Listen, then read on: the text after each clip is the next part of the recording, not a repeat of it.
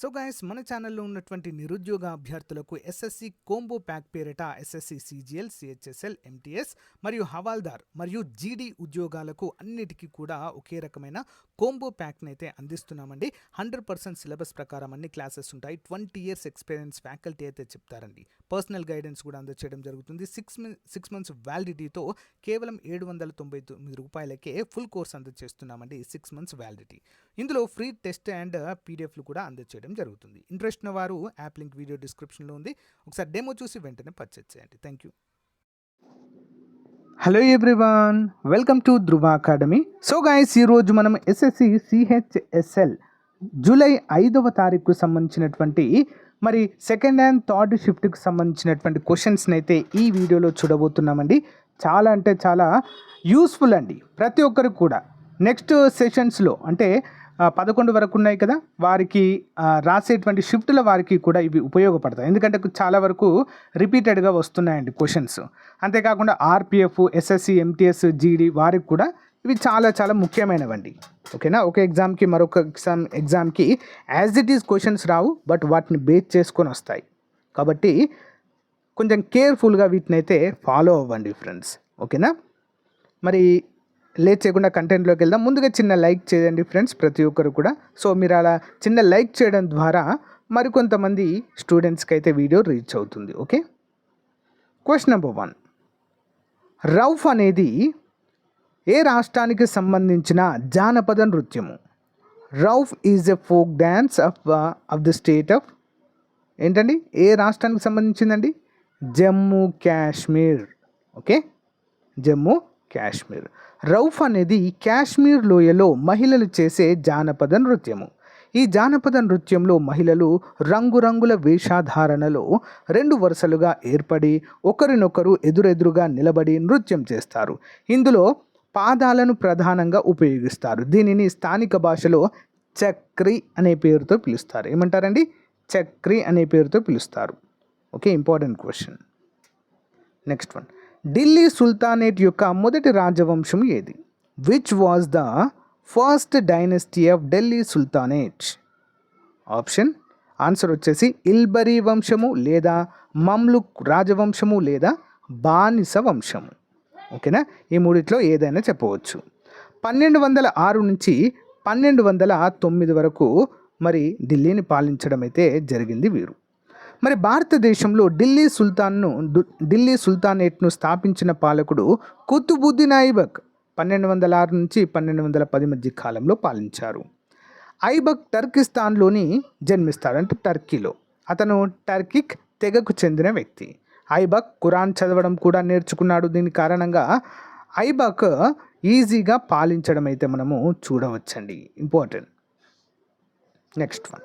2011లో భారతదేశ జనసాంద్రత ఎంత? What was the population density of India in 2011? Okay, ఎంత ఉందండి? చదరపు కిలోమీటర్కు 382 మంది ఉన్నారండి. 2011 జనాభా లెక్కల నుంచి కంపల్సరిగా 1 లేదా 2 క్వశ్చన్లు ప్రతి షిఫ్ట్లో అడుగుతున్నారండి. చాలా చాలా ఇంపార్టెంట్ ఇది. ఓకేనా, గమనించాలి. మరి ఎంత ఉందండి డెన్సిటీ? 382. 2011 జనాభా లెక్కల ప్రకారం భారతదేశ జనాభా సాంద్రత చదరపు కిలోమీటర్కి 282. భారతదేశ జనగణన ప్రతి 10 సంవత్సరాలకు ఒకసారి జరుగుతుంది. సెన్సెస్ 2011 అనేది రిజిస్ట్రార్ జనరల్ మరియు సెన్సెస్ నిర్వహించిన 15వ జాతీయ సెన్సెస్ సర్వేగా చెప్పుకోవచ్చండి. చంద్రమౌళి గారు మరి గత సెన్సెస్కి జనాభా లెక్కల యొక్క ముఖ్య అధికారిగా ఉండడం అయితే మనము చూడవచ్చు. సెన్సర్ నిర్వహించిన వ్యక్తి ఎవరండి? So Chandramouli garu. Next one చూద్దాం. గ్లూకోజ్ ఎసిటిక్ అన్హైడ్రేట్తో చర్య జరిపి దేనిని ఏర్పరుస్తుంది? Glucose react with acetic anhydride to form ఏమి ఏర్పరుస్తుందండి? పెంటా అసిటేట్ అనేటువంటి దానిని ఏర్పరుస్తుంది. ఓకేనా. నెక్స్ట్. భారత రాజ్యాంగంలోని ఎన్నికల యొక్క ఫస్ట్ పాస్ట్ పోస్ట్ సిస్టమ్ రాజ్యాంగం నుంచి తీసుకునబడింది. The first past post system of elections in the constitution of India is derived from the constitution. ఎక్కడి నుంచి తీసుకున్నామండి? బ్రిటిష్ రాజ్యాంగం నుంచి తీసుకున్నాము. ఫాస్ట్ ది పోస్ట్, FPTP అంటారండి దీన్ని. మరి ఇది అనేది ఒక సభ్యుని నియోజకవర్గంలో అభ్యర్థులను ఎన్నుకోవడానికి ఉపయోగించే ఒక సాధారణ బహుత్వ ఓటింగ్ విధానము. ఇది విస్తృతంగా ఉపయోగించే ఎన్నికల వ్యవస్థగా చెప్పుకోవచ్చు. ఇంపార్టెంట్ అండి. నెక్స్ట్ వన్, కర్ణాటక రాష్ట్ర ముఖ్యమంత్రిగా ప్రజెంట్ ఎవరున్నారు? కర్ణాటక రాష్ట్ర ముఖ్యమంత్రి, who is the chief minister of Karnataka? Siddaramaiah గారు. హోం వ్యవహారాల మంత్రిత్వ శాఖ కాకుండా అమిత్ షా ఏ మంత్రిత్వ శాఖను కలిగి ఉన్నారు? Apart from the ministry of home affairs, which ministry does Amit Shah hold? సహకార మంత్రిత్వ శాఖ, కోఆపరేటివ్ మినిస్ట్రీ అండి. ఓకేనా. నెక్స్ట్ వన్, సర్క్యూట్లో విద్యుత్ ప్రవాహం యొక్క దిశను కనుగొనడానికి ఏ పరికరం ఉపయోగపడుతుంది? Which device is used to find the direction of electric current in a circuit? ఏంటండి?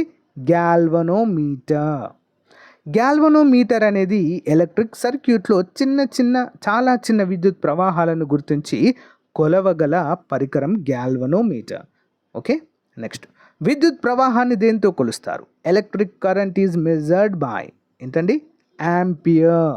Okay, ampere. అమ్మీటర్ అనేది యాంపియర్లలో ప్రత్యక్ష లేదా ప్రత్యామ్నాయ విద్యుత్ ప్రవాహాన్ని కొలిసేటువంటి పరికరంగా మనమైతే చెప్పుకోవచ్చు. ఓకేనా. నెక్స్ట్ వన్, సంగీత శంకర్ ఏ సంగీత వాయిద్యానికి సంబంధించిన వారు? Sangeeta Shankar is related to which musical instrument? Answer violin. వివరాలు చూద్దాం. సంగీత శంకర్ జననం 12 ఆగస్టు 1965 బెనారస్లో, ఉత్తరప్రదేశ్. ఒక భారతీయ శాస్త్రీయ వయోలిన్ వాద్యకారుడండి. మరి వీరు హిందుస్థానీ శాస్త్రీయ సంగీతం మరియు ఫ్యూజన్ సంగీతాన్ని ప్రదర్శిస్తుంది. ఆమె ప్రముఖ వయోలిన్ విద్వాంసుడు ఎన్ రాజం కుమార్తె మరియు శిష్యురాలుగా చెప్పుకోవచ్చండి. సంగీత శంకర్. ఓకేనా. మహిళ అండి వీరు. ఓకేనా. వారి యొక్క తండ్రి పేరు లేదా భర్త పేరుని పేరు చివరగా పెట్టుకునేటువంటి ఒక సంస్కృతి అయితే వారిలో ఉంటుందండి. ఓకే. నెక్స్ట్ వన్, రాష్ట్రపతి, గవర్నర్ మరియు రాజు ప్రముఖుల రక్షణకు సంబంధించిన ఆర్టికల్ ఏది? Which article deals with the protection of president, governor and dignitaries? Article 361 అండి. 361 గవర్నర్కి, రాష్ట్రపతికి, రాజు ప్రముఖులకు రక్షణ కల్పిస్తుంది.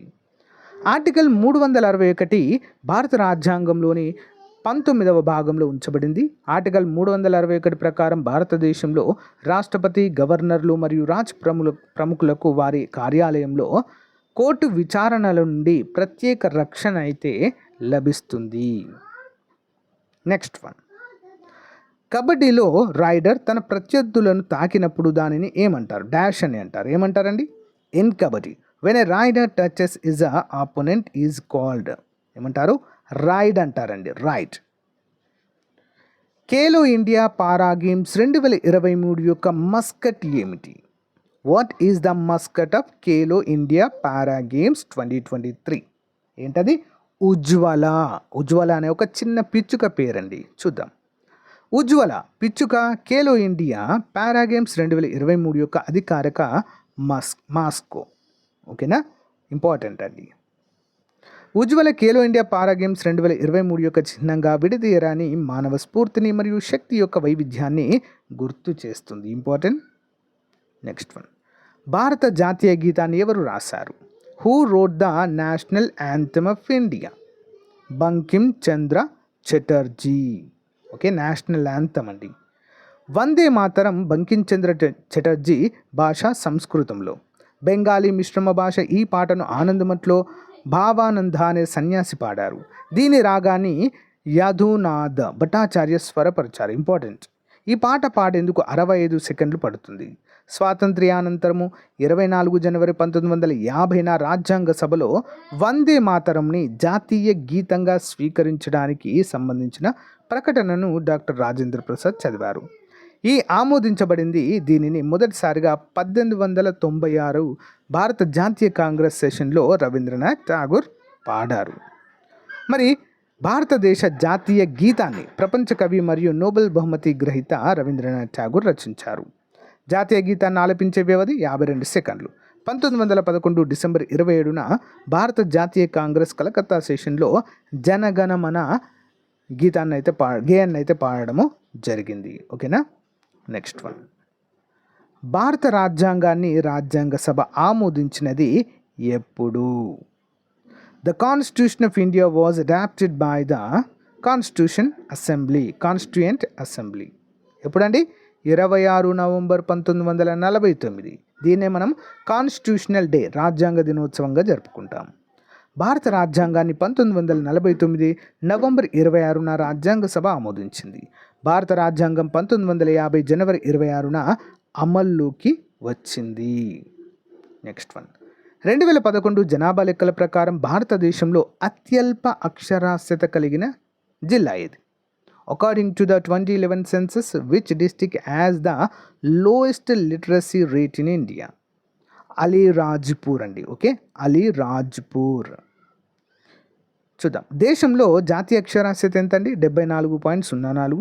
పురుషులలో 82.14%, స్త్రీలలో 65.46%. నెక్స్ట్ వన్, తుమ్రి ఏ రాష్ట్రంలో ఉద్భవించింది? ఇన్ విచ్ స్టేట్ ది తుమ్రి ఉద్భవించింది? ఉత్తరప్రదేశ్ అండి. 18వ శతాబ్దం ఏడీలో తుమ్రి ఉత్తరప్రదేశ్లోని తూర్పు భాగంలో ప్రధానంగా లక్నో మరియు బెనారస్లో ఉద్భవించింది. ఇది హోరీ, కజ్రీ మరియు దాద్రాలపై ప్రభావం చూపుతుంది. తుమ్రి అనేది శృంగారభరితమైన మరియు ఇంద్రియాలకు సంబంధించిన గాన శైలిగా మనము చెప్పుకోవచ్చు. నెక్స్ట్ వన్, దీనిని భారతీయ శాస్త్రీయ సంగీతం యొక్క పాట అని కూడా అంటారండి, తుమ్రిని. నెక్స్ట్, క్రింది వాటిలో ఏ దేశం 2026 ఆసియా క్రీడలకు ఆతిథ్యం ఇస్తుంది?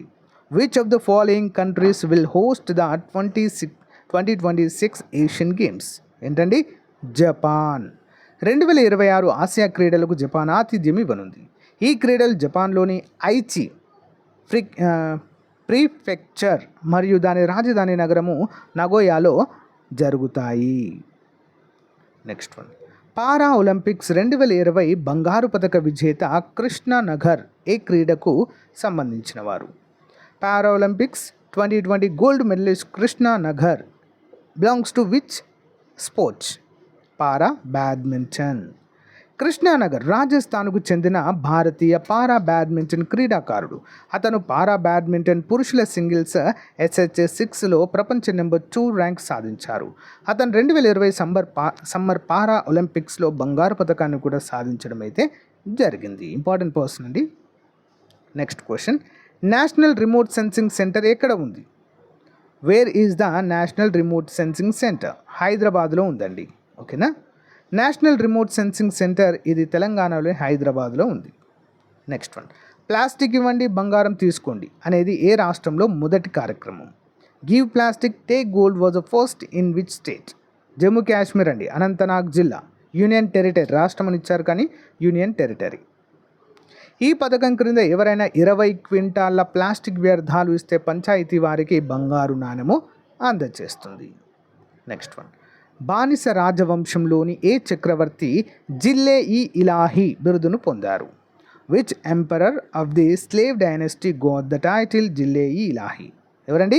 గియాజుద్దీన్ బాల్బన్. గియాజుద్దీన్ బాల్బన్ ఢిల్లీ సుల్తానేట్లోని రాజవంశానికి చక్రవర్తి. మరి అతను 1265 నుంచి 1287 వరకు పాలించారు. బాల్బన్ ఆధ్వర్యంలో ఢిల్లీ సుల్తానేట్ అధిక మంగోల్ దండయాత్రలతో పోరాడినట్లుగా అయితే తెలియచేశారు. నెక్స్ట్ వన్, హిందూ వితంతు పునర్వివాహ చట్టము ఆమోదించబడింది ఎప్పుడు? జూలై 16, 1856. ఎవరి కృషి వల్ల ఇది ఆమోదించబడింది? Hindu widows remarriage act passed dash July 16, 1856. Passed by whom? Ishwar Chandra Vidyasagar గారి కృషి వల్ల ఇది సాధ్యమైందండి. చట్టము 1856 అని కూడా పిలువబడే ఈ చట్టము ఈస్ట్ ఇండియా కంపెనీ డిసెంబర్ 31, 1850 అధికారిక పరిధిలోని అన్ని భూభాగాల్లోని హిందూ వితంతువుల పునర్వివాహాన్ని చట్టబద్ధము చేసింది. సో గాయస్, ఇది ఈ రోజుకు సంబంధించినటువంటి SSC CHSL second and third సెషన్లకు సంబంధించినటువంటి ముఖ్యమైన మెమరైజ్డ్ క్వశ్చన్స్ అండి. చాలామంది స్టూడెంట్స్ మనకు పంపడం అయితే జరిగింది పరీక్ష రాసిన తర్వాత. ఓకేనా. సో గైస్, మన యొక్క ఆర్పిఎఫ్ మరియు ఎస్ఎస్సి మోడల్ పేపర్లు మన యూట్యూబ్ ఛానల్లో చెప్పినటువంటివి ఫాలో అయిన చాలామంది అభ్యర్థులు చాలా మంచి స్కోర్ అయితే చేయగలుగుతున్నారండి. ఓకేనా. సో చాలా మంచి విషయము. సో ఎవరైతే నెక్స్ట్ ఆర్పిఎఫ్ కావచ్చు, ఎస్ఎస్సి సిజిఎల్ కావచ్చు, నెక్స్ట్ రానున్నటువంటి సిహెచ్ఎస్ఎల్ కావచ్చు, జీడీ కావచ్చు, ఎంటీఎస్ కావచ్చు, వీటన్నిటికీ కూడా చాలా బాగా ఉపయోగపడతాయి. రెగ్యులర్గా ఫాలో అవ్వండి. ఇంకా ఎవరైనా సీరియస్ ఆస్పిరెంట్స్ కనుక ఖచ్చితంగా ఈ సంవత్సరం జాబ్ కొట్టాలి అని ప్రిపేర్ అవుతున్న వారు మన యాప్లో కోర్స్ ఉందండి. మీ ఇంటి దగ్గరే ఉండి ప్రిపరేషన్ అవ్వచ్చు. Link in video description. వెంటనే డౌన్లోడ్ చేసుకొని డెమోలు చూసి మీకు నచ్చితే తీసుకోండి. ఓకేనా. Thank you guys.